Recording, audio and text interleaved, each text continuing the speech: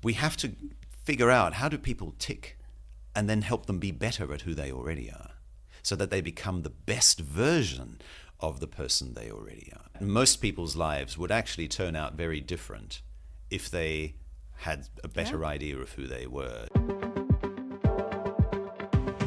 Hey, I'm Lisa Hugo, and I am obsessed with helping other people find their voices so they can go out and take on the world, be seen as an authority, an expert, and grow their business by sharing that knowledge and expertise with others. Now, I studied performing arts, and I spent 20 years of my career traveling the world as a professional singer-songwriter.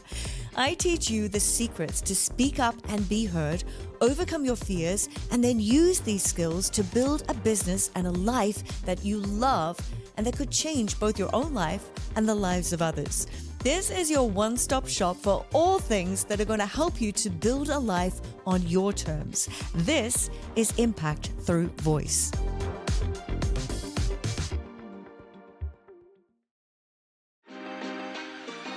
Well, welcome back to the Impact Through Voice podcast. I'm your host, Lisa Hugo, and today I'm back in the studio and I'm joined by Mark Laudi. Mark is a former CNBC TV presenter. He's been on radio, he is a public speaker, and he is an author, but he's now also helping leaders and executives to develop their public speaking skills and their media skills. So I'm very much looking forward to this conversation. We've got a lot to talk about. Welcome, Mark. Thank you so much for having me.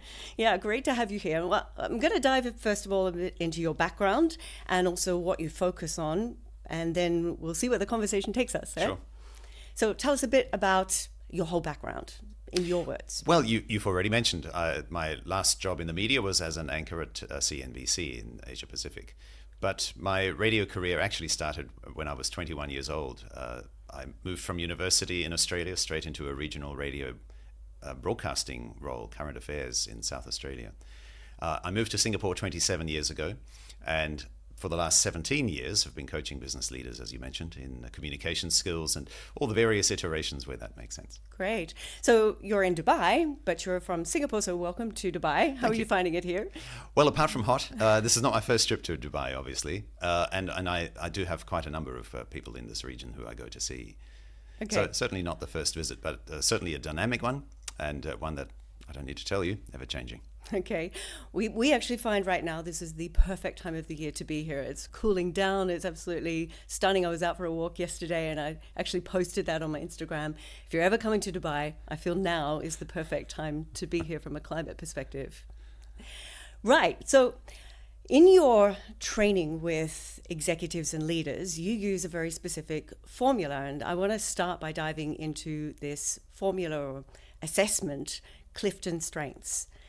Can you enlighten us a little bit about this? I have done the assessment, and so we're going to dive into what came out of my assessment. But first, give us an overview of what this assessment tells us and how we do it. Sure. CliftonStrengths was founded by an American psychologist named Donald Clifton many, many years ago. And since then has evolved to be a personality assessment that's used by companies and individuals. It's usually used for personal and career development, but we applied for communications coaching. It used to be called Gallup Strengths Finder. That may be a name that you're more familiar with. And in essence, it reflects to you what your personality is like. You take the assessment, you end up with a report, which should read very accurately, where you could read it and say, yes, that's me. Is that what happened to you? Which is exactly what happened to me. I got it and I thought, wow, this is so true to me and my personality. Yes, so accurate. And so the reason why we implemented this for communications coaching is because of the problems that usually arise when we don't take care of the personality behind the microphone. And perhaps you might have had this experience too. You'll have 3 or 4 executives in a room, possibly more, and you're going through the do's and don'ts of how to appear on stage, how to appear on camera, how to carry yourself, and obviously those communications techniques, the tips and tricks. Yeah. At the end of that process, you then usually sit the executives down in front of a camera for them to practice. And if you're a business leader, obviously that's what you're there for, right? You're looking to put these skills into practice and hopefully you'll be able to carry it off. But I'm certain you've also noticed, whether you've taken a training workshop or run one, that in a group of, say, 3 or 4, there are some people who do this really well, and there are some who just don't. There are some, for example, who are able to articulate a clear message that's impactful, interesting, draws the viewer in. But then there are other guests, when their turn comes on camera, who seemingly go off on an extreme number of tangents, or they are so disarmingly honest on a particular topic that their corporate handlers, their communications handlers, then step in and say, hey, you can't talk about this. Right. Similarly with data points, which, again, lots of presenters need to bring data points in. Why do we need data in a presentation? Well, why do we need data? Obviously, everybody in corporate is going to have data that they need to present. That's right. Yeah, and it adds so much credibility. Yes. You can't just say words. You sound like you're just giving opinions. We need the data. And yet, we have some people who, when it comes to the practice run, are very good at articulating the data. And there are some who, by self-confession, say, Mark, I'm not a numbers person. And so the result of that is that at the end of these workshops, in years gone by, there were always some performers, some executives or corporate spokespeople who came out of the studio feeling energized. And there were some who would say, thank goodness that's over. Yeah. I will never want to be on camera. Yes. So obviously, when you're a presentation coach, you ask yourself why that is. I mean, they're part of the same work. They're sitting next to each other. Yes, but they have different personalities. And that's why 5 years ago we turned to CliftonStrengths as a way of assessing what the personality is. And here we are 5 years later and 3,000 CliftonStrengths reports later. Okay. And so there are a number of home truths that we've figured out. First, we are all different in exactly the same ways. Okay. And that makes this very usable, because when somebody comes in with their CliftonStrengths report, we can pretty much assess straight away what sort of personality they are. Next step is that understanding what their inclinations or sometimes compulsions are. We can also assess very much straight away whether they have stage fright, whether they want to be on camera, like the first person I mentioned, or desperately don't want to be on camera, like the last person I mentioned. And that then, of course, is where the magic happens, because we can then, based on the assessment, not only predict somebody's problems, but solve them. Okay. I'm curious to know, how can you solve the problem of somebody who is so fearful of being on camera? It's not a part of them. They really don't like it. Yes. How can you get them to enjoy it? Well, here is the thing. 3,000 CliftonStrengths reports later, it turns out that there are 12 personality traits which give rise to that nervousness. And because these are all distinct personality traits, they are actually all different forms of stage fright. So, for example, if you have somebody who has what's called a restorative talent, right? So in your CliftonStrengths report, look for the word restorative. Yeah. It's one of the 34 personality traits. People with a restorative mindset aren't just good at restoring things. We can all solve problems. But they are obsessed with solving problems. And it's accompanied them throughout their entire lives. Perhaps when they were at school, they took an exam, they got an excellent grade, maybe 95%. But instead of being out there celebrating with their classmates, they were back home commiserating, why did I miss the last 5 points? Yeah. And this sort of personality trait permeates so many other aspects of their lives. They are obsessed with meeting standards, plugging gaps, bringing things back on track, solving problems. Their form of nervousness comes from seeing problems in themselves. So just as they're attuned to seeing the shortcomings, where did I go wrong? Yeah. They then say to themselves, I am full of shortcomings. Now, this form of nervousness is very different from many of the others. Another talent theme or personality trait is called individualization. So once again, we can all treat people as individuals, but people with an individualization talent theme are obsessive people watchers. we can all watch people, but they're usually the sort who sit in a transit lounge, and before the boarding call for their flight has come up, they would have looked around, sussed everybody out, and possibly made little judgment calls about them. So exceptionally gifted in reading people. They have stage fright when they're on camera and there's nobody to read. They're usually the sort of person who then says in a Teams or a Zoom call, "Hey guys, can I get everybody to please turn your cameras on?" Mm-hmm. Because they need that input. So when you put them on camera, it doesn't work. They need to look at somebody. Yeah. And I could go on. As I said, there are 12 different distinct. You see just from these two examples how different these are. Yeah. The solution to all of these 12 forms of stage fright, therefore, is not to say, smile, relax, and take a deep breath and move across the stage. It doesn't address the underlying reason for why they have that stage fright, and therefore it doesn't cure it. Which is mindset then, or understanding exactly where it's coming from and then being able to adapt them accordingly. Absolutely. Okay, I've done the test. Yes. Why don't we dive in a bit to what we discovered about me and my personality? Yes. Putting myself here on the line. Yes, and no surprise that you would, because one of your talent themes shows just how socially outgoing and gregarious you are. That's not me telling you that. Firstly, you probably know that anyway, but also it says so in your report, right? So this is what the report looks like, and you can see that there are 34 of these talent themes. Please be aware that these are not skills, but mindsets. Mm-hmm. These are propensities or inclinations, natural, instinctive ways of thinking, not whether you can or not. Right. Right. Because that's something you develop. That's a skill which is developed. Exactly. Yeah. Right. Just like having a musical talent, you might have a good voice and perfect pitch, but it's really only once you develop it by reading sheet music, maybe picking up an instrument, learning how to play. Yep. That's how we turn a talent into strengths. Exactly. And the same goes for your personality. Mm-hmm. Step 1 is self-awareness. Step 2 is self-acceptance. Step 3 is self-regulation. And so what do we see in your report, Lisa? Here's a quick coaching session on the fly.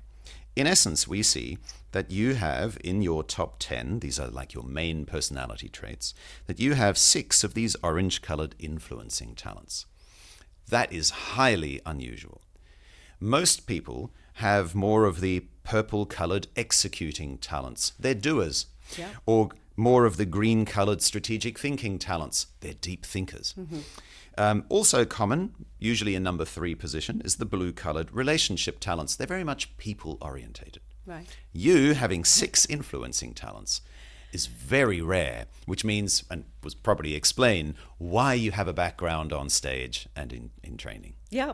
So I found it very interesting. I went through it and I was like, wow, all of these are so connected with how I am. Yeah, and there's no doubting it. Yes, exactly. And so the issue, though, for us as communications coaches isn't necessarily people who already like to talk. Right.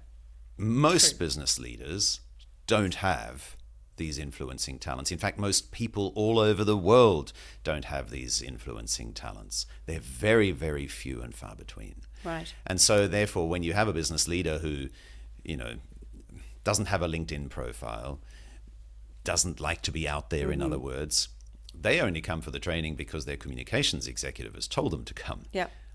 That is really where the rubber meets the road. Okay. So I believe that everybody, a leader, they need to develop their personal brand and they need to be out there. If you're not visible, you're invisible. And so, yeah, I'm curious to know then, somebody who is quite the opposite of me, then how are you going to convince them and give them those skills that they can get out there? Yes. Well, first, if they don't want to. Exactly. The first thing to note here is that none of us are one-track minds. You're not just activator.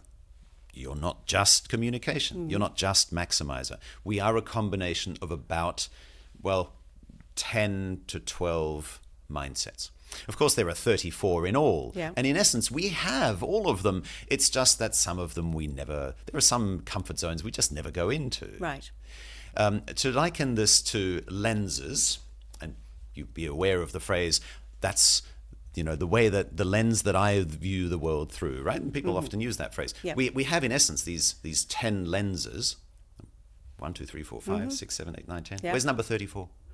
Well, it's somewhere around the back. Behind you, right? And Yeah. we never look out the back of our head. So the aim is to polish up the mindsets that we have, sharpen the focus on the lenses that we have, rather than try to tell people you need to be using this lens, which is really not their comfort zone. So let's say somebody comes in with a deliberative mindset. You'll recognize people with deliberative because they tend to be very socially cautious. They're the ones who sit at the back of a meeting room and don't say very much. Often, though, when they finally speak, they have far more considered and carefully thought through things to say. And that usually blows everybody away. That's when you hear people say, wow, still waters run deep. Now, the thing about the deliberative mindset, though, is that it isn't at all interested in the limelight. People with deliberative would much rather be at the back of the meeting room and not speak. They'd much rather not be out on stage. They'd much rather not have a LinkedIn profile because they don't like the exposure and the vulnerability. They see that as a risk that needs to be managed. But they're not just deliberative. They're 9 other mindsets. Yeah. And so recently I had a client who works in a postal service, a national postal service. She has one of these deliberative mindsets. Did not want to be in the media. But it just so happens that there was a particular morning she was invited to speak on radio about the launch of a new stamp, seeing that she works for the Postal Service. Okay. And her colleague was supposed to do the interview, but dumped this on her lap in the last minute. She was not happy, right? Because people with deliberative, they're immediately thinking, oh my gosh, there's so much risk. And they then set about trying to weigh up all their options and how can I proceed in the path of least risk? But she's not just deliberative. It turned out that when we reflected on her talent themes, that she also has a belief mindset. Now, we can all believe, right? But when you have a belief mindset, which, Lisa, as I scroll through your CliftonStrengths report, this is number 32, so not sure you can relate to this quite so much. But people with a belief mindset are obsessive about staying true to their values, morals, and principles. They can come across as a little bit stoic or stubborn, refusing to do things that's against their values. Yep. They often come across as very insistent that if I don't believe in it, I don't want to do it. Right? Very ethical. Right. Hardwired. We can all be ethical, but they're hardwired to be focusing on their values. And so she had this belief mindset. And so when the radio interview then went to air, she was not at all hesitant about being on radio. Okay. Because she switched out of that deliberative comfort zone into her belief comfort zone. It was fantastic. Wow. Now she spoke with the courage of her convictions. Yeah. And she talked about how important stamps are. In a world of email, stamps are a showcase of our nation's achievement. They are ambassadors to the world. And so listening to her, you can first of all see how much she firmly believes what she's talking about, how convincing she is. But more importantly, she was not hesitant because she got into a different comfort zone. Interesting.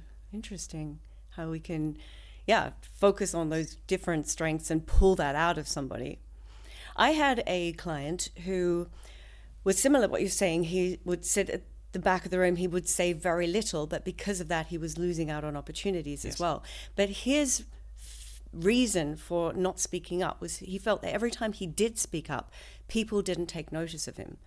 And so for me, what we worked on then was developing his voice, because he did have a very soft voice when he spoke.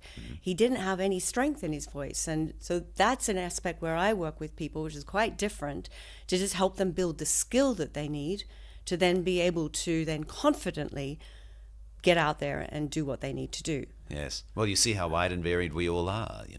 33 million CliftonStrengths. There hasn't once been a repetition. We truly are all unique. Interesting, yeah. And incidentally, it also transcends cultural and gender boundaries, which I'm happy to refer to. But so, and it's certainly important that they learn how to project. right? So not taking away at all from the skills and the tips and the tricks, the investment in their talent themes. But to investigate why this person did not want to be speaking up is an important consideration. Now, obviously, I haven't seen his CliftonStrengths report. Yeah, okay. But so what sort of personalities usually don't speak up? They are, on occasion, people with deliberative, who, as I mentioned, they'll think of the best thing to say, better than anybody else in the room. Yep. It's just that they don't get to that until after the meeting's already finished. Oh, why didn't I say that? I missed my opportunity. Yes, that's right. That's right. But it could also be any number of the other talent themes. Perhaps this person has an intellection mindset where they need to decompress and usually, without even thinking about it, spend an hour a day after everybody else in the household has gone to sleep to decompress and kind of unpack the day. They're often very thoughtful. Perhaps it is restorative, that he feels that if he speaks up, then he might be saying the wrong thing. Right? So we'd want to know what is the underlying personality trait that is leading to this. And then I mentioned earlier self-regulating. Self-regulation happens in two ways. One is that you dial up or down. Or two is that you switch. Just like my earlier example, switching out of deliberative and into belief. Mm-hmm. And it is having your hand on the dial. This is why CliftonStrengths is used as a career and personal development tool. Yes. It's about how do you get a good grip on yourself? How do you react to situations? How do you lead? In a mindful way, yes. Right? Most of the times, we're all in automatic transmission. If you learn to drive on a manual, you'll know how much torque you can get out of the car when you are in control of the gear stick. And that's in essence the same thing. Normally, we don't think about what our talent themes are. But imagine if you did. Now, how you come across is within your personal grasp. Your behaviors and words are no longer dictated by circumstance or context. You decide how you want to come across. You decide which comfort zone to get into. And so from self-awareness, self-acceptance, very important, we then get to self-regulation. And if we do that well, then we get to the next three selves. Self-mastery, I'm very good at being who I am. Self-confidence, I'm so good at keeping myself under control. I know I can deal with any situation. Mm-hmm. And ultimately, the top of Maslow's hierarchy, self-actualization. Yeah, that was in the book. I was reading that, yeah. So that's really the journey that a lot of these executives have to go on. And it's no surprise that a number of them come with all sorts of hang-ups that have accompanied them their entire careers. Another example I could give you was a civil servant who came to my studio, 45 years old, thereabouts, so has been in the workforce for 25 years. And her first words as she entered the studio was, "I'm only here because my boss signed me up." No hellos, right? Just cut straight to the chase. Okay. I don't really want to be here. And as we then went through her talent profile, we discovered that she had this restorative mindset, which is in essence the devil on your shoulder that critiques you for everything you say. Mm-hmm. While she's presenting, she's already thinking about all the things she did wrong. Her colleagues think that it's a great presentation, 95%, but she's obsessed with the 5% she didn't get. And usually if you have a restorative mindset, this then, you're self-reflecting, self-criticizing, even while you're on stage, you then end up making more mistakes that you can self-criticize about. Yep. And often these presentations turn into train wrecks. Right, However, she wasn't just restorative. She also had what's called command. Now, command, I notice in your report, is number 14, so maybe you can relate to this a little. People with a command mindset aren't just good at taking charge. We can all take charge, right? But they have a propensity, an inclination to step up. Yep. This is the sort of person you see where, let's say, a child is running out onto the road, somebody with command will leap in and grab the child's arm. Or you see somebody falling down an escalator. Everybody else is standing around not knowing what to do. Command, steps up, hits the stop button. Yeah. And so this is, again, not just a skill. This is a mindset. People with command can't help but to step up. Now, it also has some drawbacks. You're in a restaurant, you call for the bill. If the waiter doesn't bring the bill to you within 2 minutes, there's a good chance you'll step up to the counter and demand to see the bill there and then. But This particular civil servant also had a command mindset. Okay. She wasn't just restorative, she was 9 others, including command. So we talked about, what does command look like for you? How does it show up for you? And then she talked about how there was a particular incident in the office. It was late on a Friday. The minister had called in demanding answers for something. She took charge, right? Naturally gravitated to taking charge. As she's speaking, you could see the confidence come through. As she's recalling what command looks and feels like for her, she's fluid, she's confident, no sign of that annoying devil on your shoulder little voice. She gave the presentation. It was fantastic. So I asked her, that was awesome. How did you do that? Didn't you have that little naggy voice self-criticizing you as you're speaking? She said, no. I got into command and I told that voice to shut up. And so here she was, mid-40s, having dragged around this form of stage fright for 25 years. And we solved it in 4 hours. That's incredible. I find that very, very interesting. This is a very different approach. Okay, somebody who, this is the kind of person who would then come away as well, and they'd be lying in bed at night and they'd be thinking all the terrible things that they did. That's it. They'll dwell on it for days and days afterwards. Yes, and they can't get it out. That's right. That's yes. a rhetoric. Restorative. Restorative. Restorative. Right. Exactly. And in fact, I could tell you dozens of stories. I had a client who was heading to an annual general meeting. She also had a responsibility mindset, which is your number 12. So again, we can all be responsible, right? But when you have a wiring for responsibility, you own commitments. You lie awake in bed agonizing over even the smallest promise that you weren't able to keep. Yes. You are always on time. If you're not, you message ahead. You are a person of integrity. And of course, when you then arrive at the venue 5-10 minutes late, you apologize profusely and probably end up blaming the traffic or the parking. Yes, that sounds very familiar. Right? That's responsibility. Now, this particular client heading to an AGM had both responsibility and restorative. And exactly as you say, she spent 3 weeks agonizing over owning that commitment, demonstrating her trustworthiness and reliability. And 3 weeks after the AGM, she then spent 3 weeks agonizing for all the things she should have said better. Mm-hmm. So those are 2 talent themes that give her problems. Yeah. So then again comes the question, how do we self-regulate that? And then we unpack. Great that you have responsibility. What a virtuous mindset, always driven to do the right thing, or else you'll have a guilty conscience. Well, what actually is the right thing at the AGM? What does serving your audience well look like? How can you demonstrate your trustworthiness and reliability? Is it really about knowing absolutely everything there is to know about the business so that you need 3 weeks to prepare for it? It's the AGM. You're one of 5 speakers. Maybe nobody will even ask you a question, none of the shareholders. Mm-hmm. So maybe you don't need to agonize for 3 weeks. Maybe you can say, I've done my preparation. It's not as much as I usually do. But I'm self-regulating because I'm deciding how much is enough.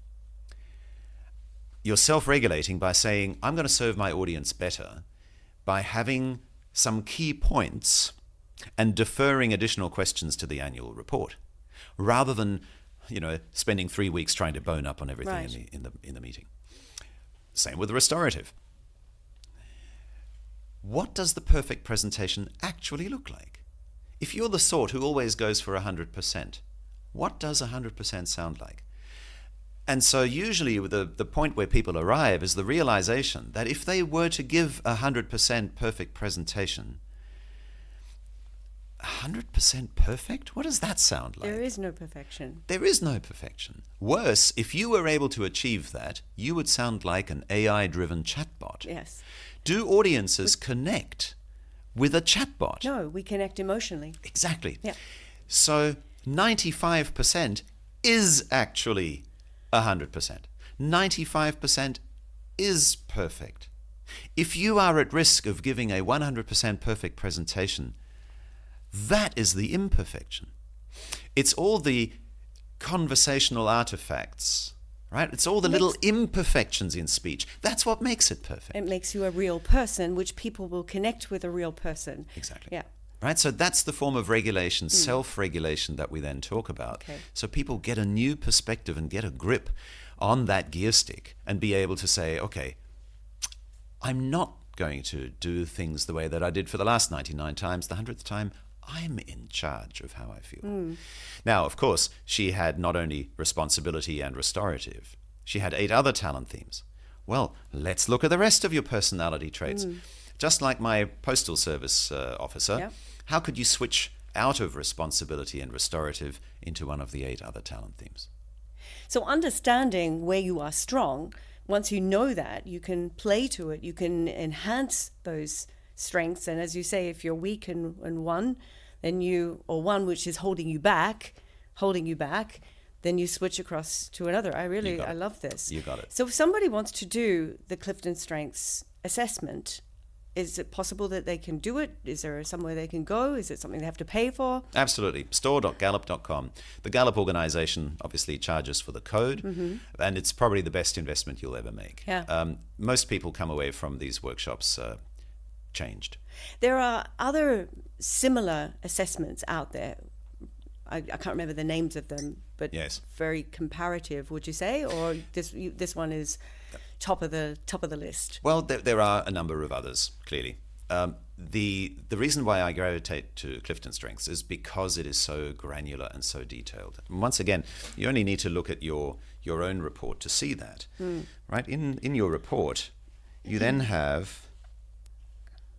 I won't zoom in too much, but full details understanding of what that means. Exactly, and how this might manifest in your personality, and so I find this much more useful than knowing, for example, that you are a green blue, yes, or that you are an ISTJ. Yes.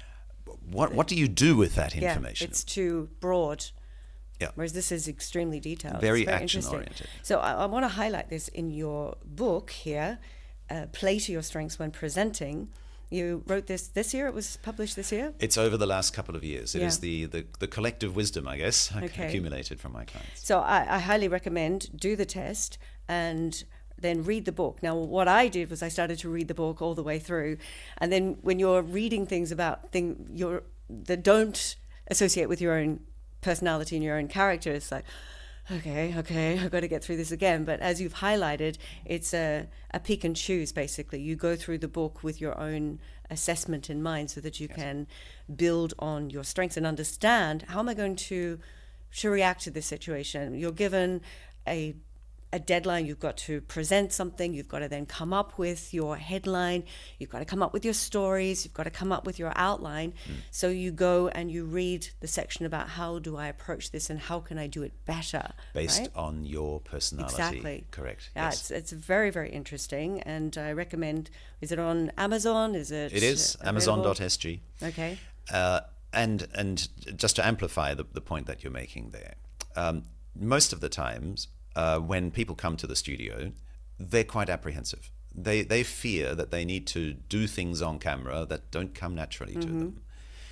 The aim here is to ensure that we actually keep people in their comfort zones. And I recognize that that's unorthodox when we constantly, here, yes, step out of your comfort zone. So that's not to say that you shouldn't learn new things, right? But staying in your comfort zone is in essence about understanding, firstly, through the CliftonStrengths assessment, what your comfort zones actually are. Yeah. Right? And to some extent, even at my age, we all like to think that we know, until you read the CliftonStrengths report, and then you realize, wow, yes, actually, I never realized this about me. And so having identified your comfort zones, the aim is to stay in them, build on them by building them out with techniques and skills, and that's how you build yourself up.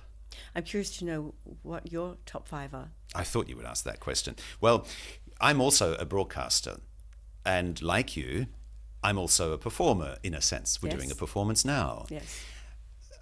But we have to realize that you and I are very different from virtually everybody else on the planet.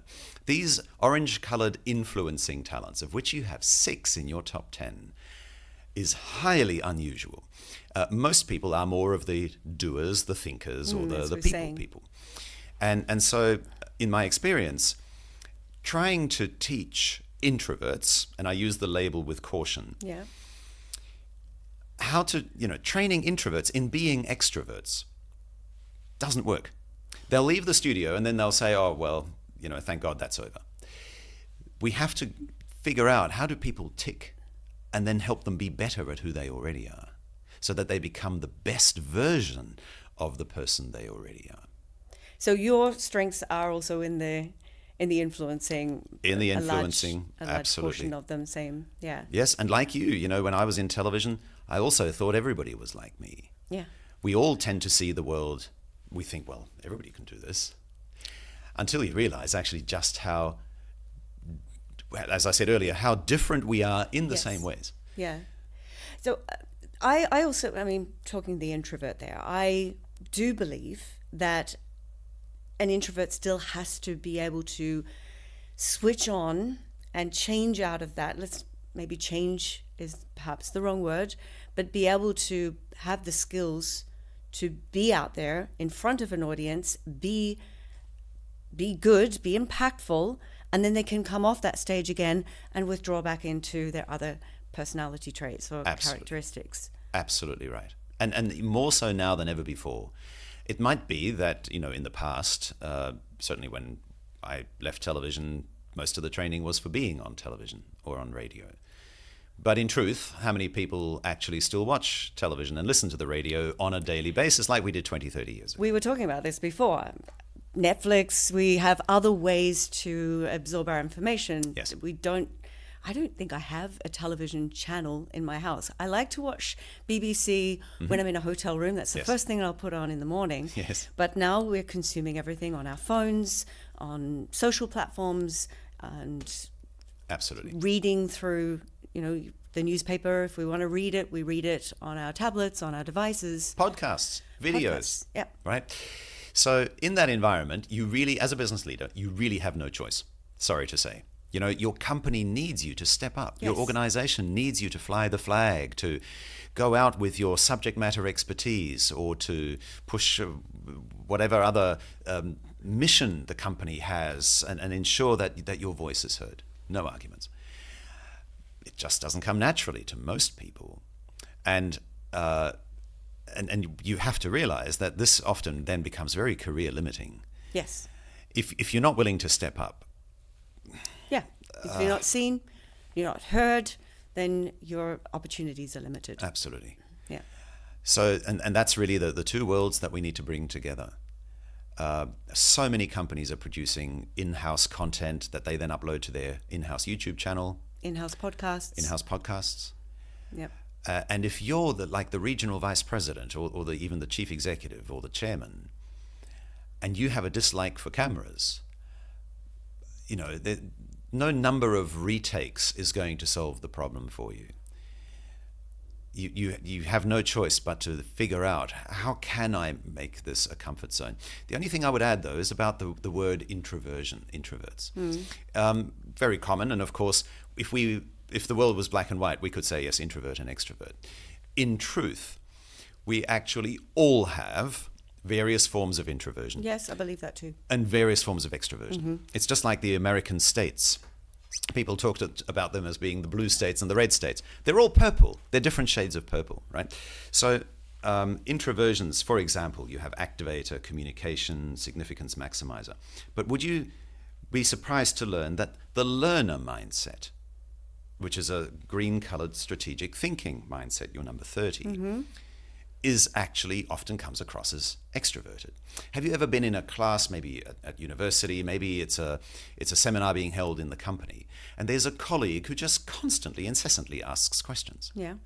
So they come across as an extrovert, but actually the reason they ask so many questions is because they're hungry to learn. People with a learner talent aren't just good at learning. We can all learn, right? But they have an insatiable need for learning. They usually have multiple degrees. They love the experience of learning, not necessarily getting the degree at the end of it or applying what they've learned. Yeah. Right? So they're energized by learning. And that's why they often come across as, raising their hand and asking more questions. And yet it's a strategic thinking talent. Yeah. Right? Similarly with people with discipline, which is your number 29. Doesn't mean you're undisciplined, but Okay. people with a discipline mindset gravitate towards SOPs, formula, guardrails. When you send them a calendar invite without an agenda, they'll complain. What are we doing? What's the structure of this meeting going to be? Yes. So it is a purple-colored executing talent because they're extremely efficient. Once they know the 5-step plan or the workflow, they'll get to work. They are like a machine, right? The way they go about it. When they get on stage and they follow the processes and the SOPs for presenting, they are just as efficient and come across as extroverts. And yet it's not an orange-colored influencing talent. So just from those two examples, you can see that even if you are not a natural talker like the two of us here today, you can do this. You just need to figure out, what are my talents? Self-awareness. Don't be jealous of people who have communication, because let's be honest, we also have our issues. We talk too much. And then after self-acceptance comes self-regulation. I want to move across to other, I don't want to call it issues, but other areas, so away from the personality, where people will struggle.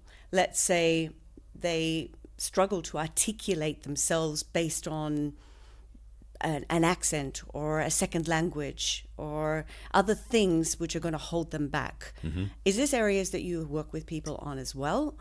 I mean, you are very well spoken. You know, I'm thinking accents as well, because you have some Australian in there. You have a lot of Australian in there, but there's a very refined accent that you have obviously developed over time of being in front of a camera and being a very clear speaker. Is this an area that you help people with? Do you think it's important that people work on these skills? Broadly, yes. And thank you for the compliment. And very good observation. Yes, of course, my Australian background is hard to hide. But 27 years in Singapore, and English isn't my first language, so you're able to lose accents fairly quickly. The thing about accents, though, is that we're in a global world where, especially in a multicultural city like Dubai, I mean, you've got people from dozens of countries here. The issue of having an accent is not as great as it might have been 50 years ago, where it was unusual to see somebody from another country, perhaps, right? So, well, and yet, you have to be clearly understood. That's it. Right? So, how do we help people with that? There are two aspects to this. The first is the personality one, and the other one is the tips and tricks, I guess. From a personality perspective, most people who are subject matter experts, when they get into their comfort zone speaking about it, they actually become quite fluid. In fact, just before our podcast today, I had a guest from Thailand. And if you know anything about the Thai accent, mm-hmm. it's quite strong and often difficult to understand for those people who are not used to it. Yes. But senior business leader, has been around for many years. He's about as old as I am. When he spoke, and by the way, he also had a belief mindset, and because he's in financial services, he spoke with such passion and conviction about financial inclusion. Mm-hmm. His belief mindset came through in that domain, that actually his accent didn't matter anymore. His accent became more fluid, his delivery became more fluid, because he was able to speak to something that he was comfortable with.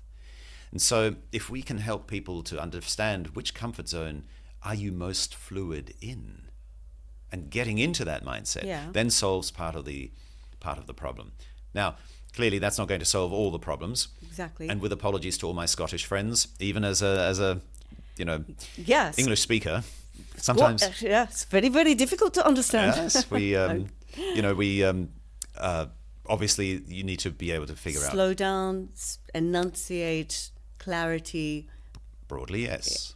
Broadly, yes. An enunciation is a critical part of that. The issue, though, then goes to the next step. You know, how much do we want to homogenize everybody to speak with the King's English? And that also then loses a lot of the richness and texture that we hear in people's accents. So I firmly believe that if you have an accent, it's true to you. It's a part of your culture. It's a part of your background. It's who you are. And when people come to me and they say, I want to change my accent, I will say, well, what accent would you like to have? Yes. Do you want to be British? Do you want to be Queen's British? Do you want to be American? Which part of America do you want to come from? Yes. And I think that's just not right. You are who you are. And that's a part of your culture, and people will connect with you and understand you, based on how you speak. Yes, that's true. But there are areas that some people do need to work on. There are certain sounds in some languages that don't come across. And if you are speaking English and presenting in English, then it has to be clear and understood for everybody, no matter your nationality.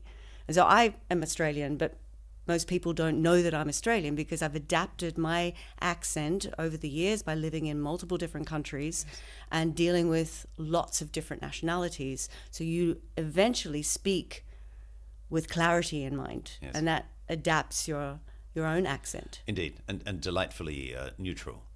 And so similarly in broadcasting, you spend your time thinking about, how am I sounding? Am I able to sound understandable by most listeners? In a stage presentation, you have a choice actually for ensuring that you are clearly understood. On stage these days, unlike the 20th century, stage presentations are far more conversations these days. True. And Teams and Zoom, thanks to the pandemic, has brought about a lot of that. When we're watching a presentation on Zoom, it's no longer like we're in the 35th row in a conference hall somewhere, completely disconnected from the presenter up there at the rostrum. Mm-hmm. We're disintermediated, right? We are right there. We're able to open our microphones or send a message, and the speaker will get it. In this environment where audiences expect to be able to interact with you, this interaction is not only imperative, because, quite honestly, if the presenter isn't giving the audience something to do, they'll find something to do, mm-hmm. right? They'll toggle across to email or get on with work while you're giving your presentation. But the interaction is also essential to ensuring that your audience understands you. And so I'm a big fan of asking a check-in question. Yes. To establish that what you've said actually has landed. And there are obviously some techniques around that, but I simply wouldn't go through a presentation anymore, even with a fairly neutral and self-aware accent, where I wouldn't be checking in with the audience to ensure that they've heard correctly. Yeah, I firmly believe that's important. I did a speech presentation a couple of weeks back to a whole room full of fitness coaches and consultants, and all the way through it I'm asking them to participate, getting them to do things so that there's constant engagement and curiosity from them. I even sang to them. Really? I did. Would you like to do that now? No, not really. Right. Well, I'll demonstrate what I did. So I was talking about the voice and how we have 3 different voices.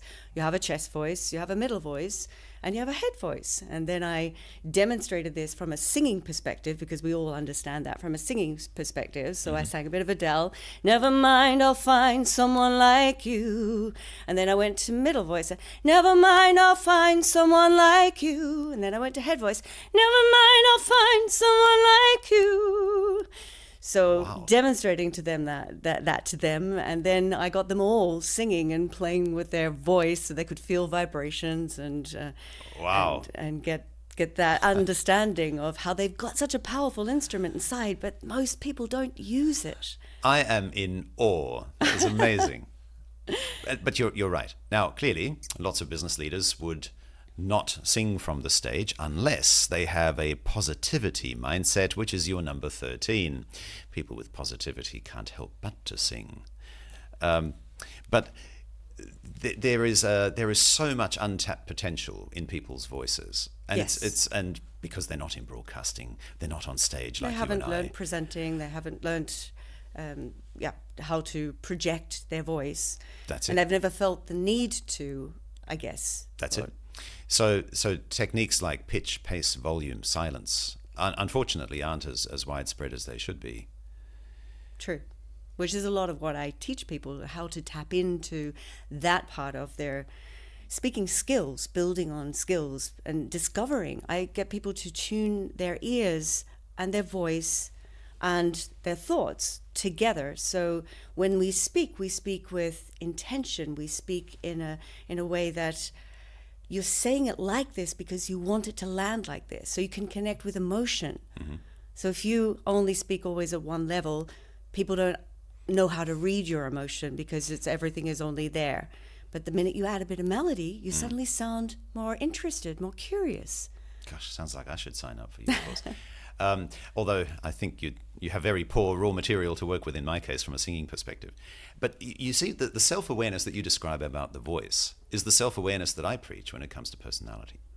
If we're not self-aware about our voice, are we really making the best of it? No, exactly. If we're not self-aware about our personalities, are we making the best of it? Yeah. On the emotional front, this unfortunately also introduces a certain level of complexity.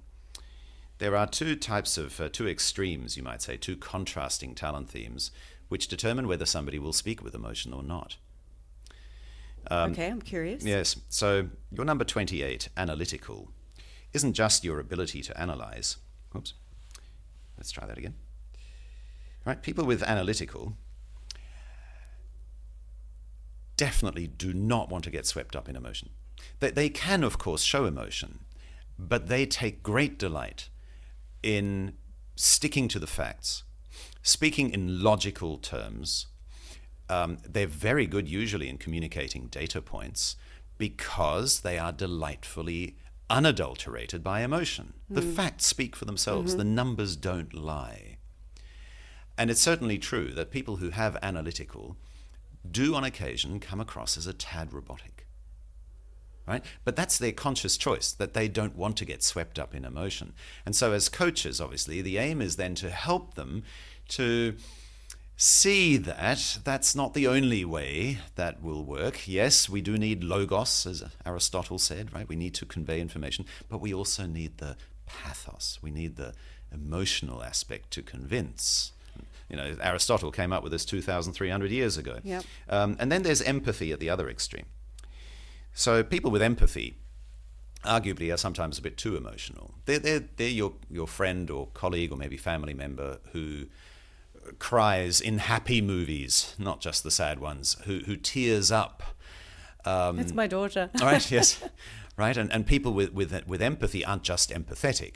We can all be empathetic, Yeah. right? They're hardwired to make gut feel decisions, to take emotion into account at all stages. They often can't help but to tap into emotion. And for them, of course, they'll definitely bring out the pathos, right? The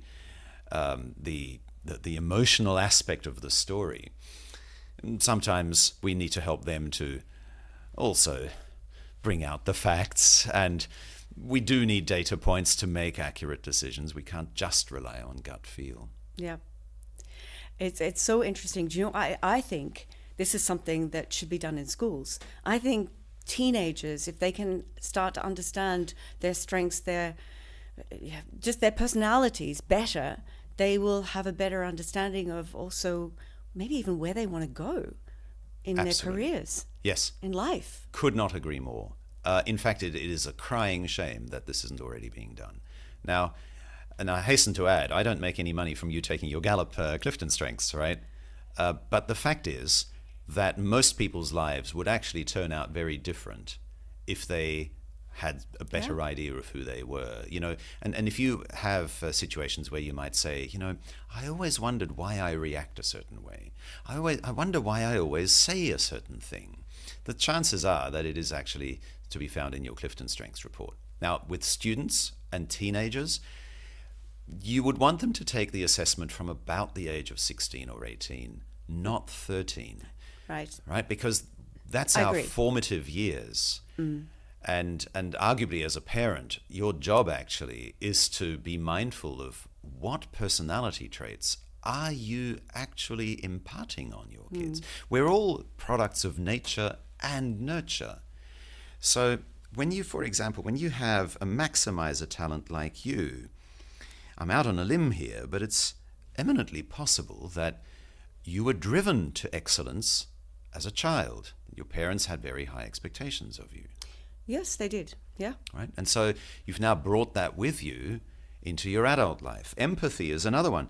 People who have an empathy mindset didn't become sensitive necessarily by nature. There was that predisposition. But there's a good chance that if you do cry even in happy movies and you always tap into your intuitiveness, there's a good chance that you grew up in a house with a domineering mum or dad. And surviving in that house meant that you had to read the vibe very carefully. You didn't want to be asking for a raise in pocket money just when you got the sense that dad is in a bad mood or mum is really angry right now. And so as a child, you develop this sensitivity, which once again you then bring into your adult life. Restorative is another one, and I don't want to hack around on people with restorative, but there's a good chance that you grew up in a house where you were frequently criticized and your shortcomings were constantly pointed out to you. Right? So as parents, we do have that obligation in the formative years of our children. Yeah, that's true. Do you have children? Be aware of that. I do. I have two, yes. And their age? 22 and 19. Okay, and have they done the test? Of course, yeah. Absolutely. And so that was also insightful because they are so different. Yeah. And as I said, it's a mixture of nature and nurture. The best way to illustrate this is by means of a painting. Let's just take the painting here behind us. Right? You can see it has a white canvas. That's nature. And let's say your parents and their parenting style is blue paint. So you splash on some blue paint on a white canvas. What color is your painting? Blue on white? It's still blue. It's still blue. Your brother or sister is born with a yellow canvas. But they grew up in the same house as you with the same parents splashing blue paint on their yellow canvas, which means their painting is turning green. Green. So that would explain why you and your siblings are so different. It also answers the Mozart question. Would Mozart have become a composer if he'd grown up in a different house? The answer is probably no. He might have had the natural predispositions, but if it wasn't the environment, the nurture. Incidentally, culture isn't paint on the painting. Culture is the frame around the painting. So culture, in essence, shapes the painting, yes. But the painting doesn't change. And this explains why when you have, let's say, somebody from Japan, where we would think that the culture enforces certain rigidities, if they have 7 influencing talents like you, and it's entirely possible that they do, they would probably, the colors, their personality colors, would probably come out more in an American frame or an Australian frame, where they are able to be themselves. Yeah. Similarly, we see the same in reverse. If you are quiet, perhaps conforming, conforming is your comfort zone. Maybe you have a discipline and a consistency talent. Maybe your colors shine brighter in Japan because there is something to conform to, something to be consistent with. So you call these talents, which means, for me, a talent is something which you're born into. It's something which is a part of your DNA, or which you can nurture, you can then build it into a skill. But a talent for me is something which you have. It's part of you. Yes, very much so. Now, once again, you take this report not at birth, but at the age of around 18 or older, and perhaps no surprisingly, it actually has a DNA at the top of the page to show you what your personality DNA might be, right? You can see that across there. Yes, yeah.